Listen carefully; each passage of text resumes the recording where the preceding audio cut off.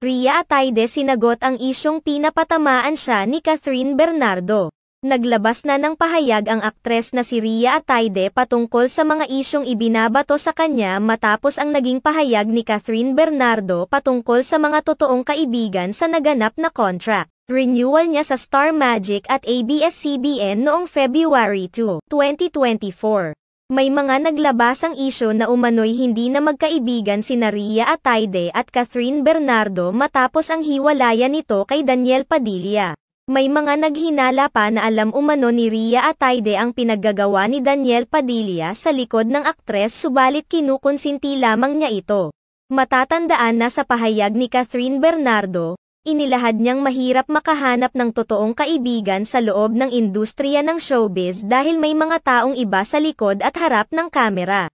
Inilahad pa ni Catherine Bernardo na naging mahirap sa kanya ang taong 2023 dahil hindi umano niya alam kung sino-sino ang totoo niyang mga kaibigan sa mga oras na iyon at napakahirap umano magtiwala sa mga taong nakapaligid sa kanya. Marami naman sa mga netizens ang naniniwalang si Rhea Atayde ang tinutukoy ni Catherine Bernardo na hindi totoong kaibigan. Marami kasi ang nakapansin na hindi na ito nakakasama ng aktres mula nang magkahiwalay na sila ni Daniel Padilla. Bukod pa rito, nauna nang na-issue bilang konsentidor na kaibigan ni Daniel Padilla si Zanjo Marudo na alam naman ng lahat na boyfriend ni Rhea Atayde. Arami ang nakisimpatya kay Catherine Bernardo sa pagiging emosyonal niya habang naglalabas ng kanyang mga nararamdaman sa mga taong sumuporta sa kanya sa panahong labis na nangangailangan siya ng tulong.